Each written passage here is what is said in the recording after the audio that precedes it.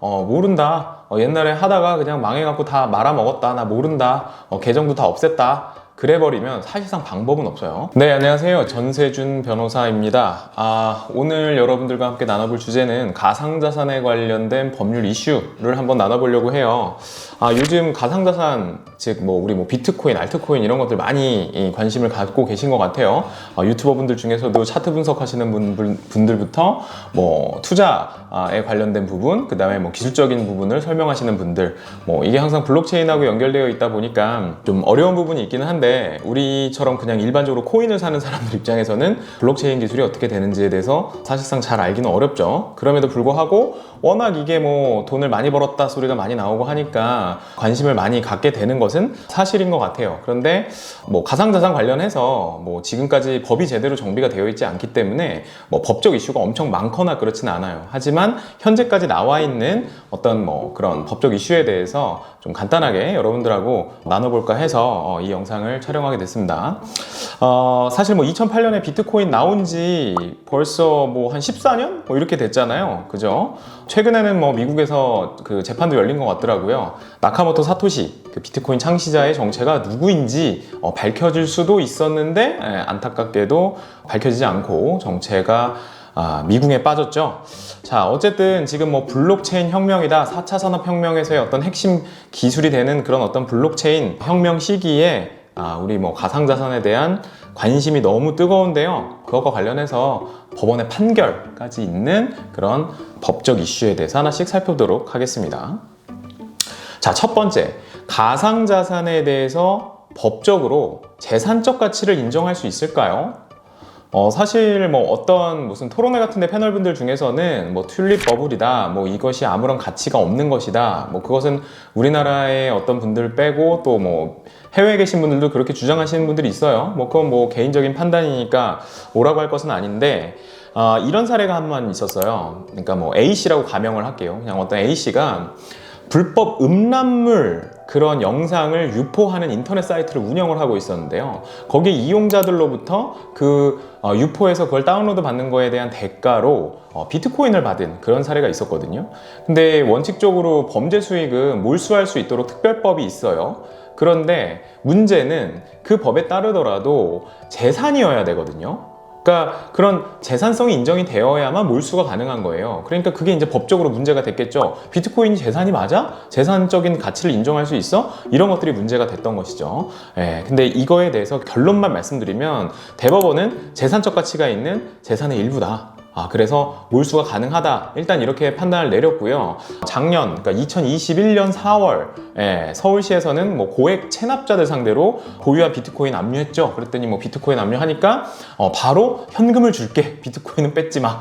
이런 해프닝까지 벌어지도록 했어요. 그래서 지금 현행 법제도에 따르면 어떤 분들이 가치가 없다, 튤립 버블이다 이런 말씀 하시는 것과는 상관없이 엄밀히 재산으로 취급된다고 볼 수가 있어요. 그렇기 때문에 법적으로는 가상자산이 가치가 당연히 재산적 가치가 있다, 이렇게 알아두시면 될 것 같아요. 자, 두 번째는요, 이제 우리가 이혼을 하게 되면 그 각각 부부의 어떤 재산을 다 합산을 하고 빚도 다 합산을 해갖고 재산을 분할하는 그런 절차를 거치게 되거든요. 자, 그러면 이런 가상자산, 비트코인이 재산 분할의 대상이 될 수 있을까요? 당연히 앞선 사례에서 말씀드렸듯이 재산적 가치가 있으니까 재산 분할의 대상이 될 수가 있어요. 자, 있는데 문제는 뭐냐면 비트코인 같은 경우야 지금 그 가치의 그 등락이 지금 그래도 좀 많이 수그러들었는데 어떤 특정 알트코인 같은 경우는 빠지게 되면 한 80%씩 막 빠지게 되잖아요. 그러니까 도대체 이거를 어떻게 분할하느냐예요. 어느 시점에 분할을 하면 재산 분할의 대상이 되는 그 가액이 굉장히 커질 거고, 또 폭락했을 때 하게 되면 또 작아지게 될 거고, 이제 그런 변동성에 따른 재산 가치의 차이가 생기잖아요. 그런데 이혼할 때 재산 분할은요, 원칙적으로 사실심 변론 종결시를 기준으로 해요. 그래서 만약에 재판이 1심에서 종결이 돼서 확정이 되고 끝났다, 아무도 항소를 하지 않았다 라고 하면 1심 판결 선고일을 기준으로 가장 가까운 변론 기일, 그게 변론 종결일이에요. 그래서 그때 시가를 기준으로 판단하게 될 거고, 만약에 항소를 했다라고 하면 2심 항소심인 2심 판결 선고일과 가장 가까운 변론 기일, 그때를 기준으로 재산 분할이 대상이 되는 그 코인의 가격을 책정을 하게 되는 것이죠. 대법원까지 가는 것은 사실심이 아니에요. 여러분들 뭐 사실심과 법률심 이런 거는 좀 전문적인 것들이라 뭐 전문적이라고 하긴 그렇지만 어쨌든 뭐 굳이 그런 것까지 구별해서 아실 필요는 없는데 어쨌든 사실심, 변론, 종결실까지인데 사실심은 항소심까지만 사실심이라고 한다. 그냥 그 정도만 알고 계시면 될 것 같아요. 자, 근데 문제는 뭐냐면 도대체 뭐 내 남편이 내 뭐 와이프가 뭐 코인을 한다는 얘기를 들었던 것 같기는 한데 도대체 진짜 뭐 어느 곳에 보관하고 있는지 그런 걸 모를 수밖에 없잖아요. 그렇죠?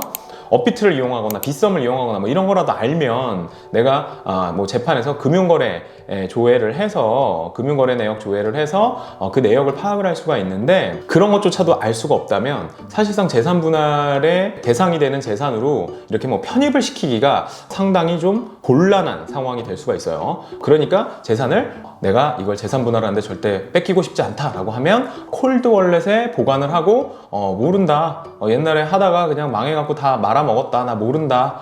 계정도 다 없앴다. 그래버리면 사실상 방법은 없어요. 변호사가 이런 것들 가르쳐 주는 게 적절한지는 모르겠지만 아무튼 법적으로는 그렇습니다. 자, 그 다음 제목 그 주제를 보면은 내 계정으로 만약에 코인이 잘못 전송됐어요. 저도 이제 뭐 코인 투자를 좀 하고 있는데 업비트를 사용하는데 만약 업비트 제 계좌로 갑자기 비트코인이 왕창 들어왔어요. 내게 아닌 게 분명하잖아요. 근데 그거를 제가 아싸 그러고서 이제 이거를 빗썸 계정이나 이런 거를 다시 파가지고 글로 이전을 시켜 뭐 이런 행동을 했다라고 해볼게요. 그러면 이게 뭔가 형사처벌을 받을 수 있는 그런 행동이냐에 관련된 부분이거든요. 네, 그런데 이것과 관련해서 대법원 판례가 있어요. 대법원 판례가 그 과거에 어떤 A씨라는 분이 자신의 코인 계정에 199개 비트코인이 들어왔대요. 199개 비트코인이 들어왔는데 그거를 뭐 이유 없이 들어왔으니까 자기 거 아닌 거 알잖아요. 알면서도 다른 또 거래소 계정으로 그거를 이체를 한 그런 사안이었는데 그런 경우에 보통 이제 횡령죄나 배임죄 이런 것들이 문제가 될 수 있거든요. 근데 횡령죄는 타인의 재물을 보관하는 자가라는 그 구성 요건이라고 하는 부분이 있어요. 그러니까 남의 재물을 내가 보관하고 있는 사람이 그 사람 안 돌려주고 내가 그냥 쓱싹 해버리면 가져가 버리면 내지는 돌려주지 않으면 그게 횡령죄란 말이죠. 근데 타인의 재물을 보관하는 자잖아요. 그죠? 아까 전에 비트코인이 재산적 가치가 있다고 말씀을 드렸는데 재산적 가치가 있으면 무조건 재물이냐? 그건 그렇지가 않아요. 재물은 말 그대로 이런 물건들을 말해요. 물건성. 그러니까 뭐 현금도 현금 이렇게 다발 그런 것도 다 물건이 되잖아요. 그런데 채권이라든지 뭐 어떤 경제적 가치가 있는 무형의 무엇 이런 것들은 재물에 포함되진 않아요. 재산상의 이익, 재산적인 가치는 인정이 될지라도 재물엔 포함되지 않는다. 그래서 횡령죄의 경우에는 타인의 재물을 보관하는 자여야 하는데 재물성이 인정이 될 수가 없다라는 판결이 있어요. 비트코인은 재물로 보기는 어렵다. 자, 그리고 그러면 횡령죄 또는 배임죄가 문제가 된다고 했는데 횡령죄는 무죄. 그럼 배임죄는요? 배임죄가 성립이 되려면요. 타인의 사물을 처리하는 자가 그 임무에 위배해서 본인에게 손해를 가하고 자기 또는 제3자에게 어떤 이익을 갖게 하는 그런 행동을 배임죄라고 부른단 말이에요. 그러려면 배임죄를 저지를 수 있는 주체가 아까 횡령죄에서 타인의 재물을 보관하는 자라는 지위가 있어야 되는 것처럼 배임죄도 타인의 사물을 처리하는 자, 일종의 어떤 위임관계가 좀 있어야 돼요. 근데 위임관계가 뭐 꼭 계약에 의해서 계약서 쓰고 당신한테 위임합니다 이런 건 당연히 포함이 되지만 그렇지 않고 신의칙상 내지는 뭐 어떤 조례, 사회상규상 그런 어떤 위임관계가 있다라고 인정이 되면 족한데 지금 이 건에 대해서 착오로 뭔가 그 이체된 코인을 받았다는 이유만으로 그렇게 타인의 사무 즉 그걸 잘 보관했다가 돌려줘야 되는 어떤 그런 사물을 처리하는 자의 지위에 있다고 보기는 어렵다 라고 해서 그 배임죄의 경우에도 무죄가 된 거예요. 그러니까 현행법상으로는 사실상 형사처벌을 하는 것이 어렵다. 그러면은 코인 그렇게 잘못 송금된 사람은 그 피해자는 어떻게 되는 거냐? 민사소송을 통해서 부당이득금 반환 청구를 할 수가 있고요. 만약에 가상화폐 거래소가 잘못 문제가 생겨가지고 그렇게 착오로 송금이 되는 그런 상황이었다면 가상화폐 거래소를 상대로 손해배상 청구를 할 수가 있습니다. 자, 만약에 앞선 사건에서 가상화폐 거래소가 해킹을 당했어요. 그래서 해킹을 당하는 바람에 내가 보유하고 있던 코인들이 전혀 엉뚱한 계좌로 다 흘러들어가서 돌려받을 길이 너무 막막해진 거예요. 민사소송을 해서 부당이득금 반환 청구를 하려고 해도 그 주소를 가진 사람이 누구인지 정확히 특정이 안 되고, 앞에 사안에서는 A씨라는 분이 대법원 재판까지 받았으니까 그분이 누구인지가 특정이 되는데, 뭐 해외 거래소로 가고 그 주소의 주인이 누군지 알 수가 없는 상황이면 민사소송도 못 하잖아요. 그죠? 근데 그게 내 잘못도 아니고 가상화폐 거래소의 잘못, 또는 가상화폐 거래소가 해킹을 당해서 그런 일이 벌어졌다고 한다면, 그런 경우에는 어떻게 구제를 받을 수 있을까요? 자, 과거의 법원은요, 가상화폐 거래소가 어떤 기술적 오류, 그러니까 해킹과 같은 뭐 기술적 오류로 생기는 문제에 대해서는 굳이 책임을 질 필요가 없다라는 판단을 했어요. 되게 황당하죠, 그죠? 그러면은 뭐 손해배상이고 뭐고 어떻게 받을 수가 없잖아요. 그냥 거기 그런 가상화폐 거래소에 코인을 사겠다고 돈을 주고 내 계정에다 코인을 보관하고 있던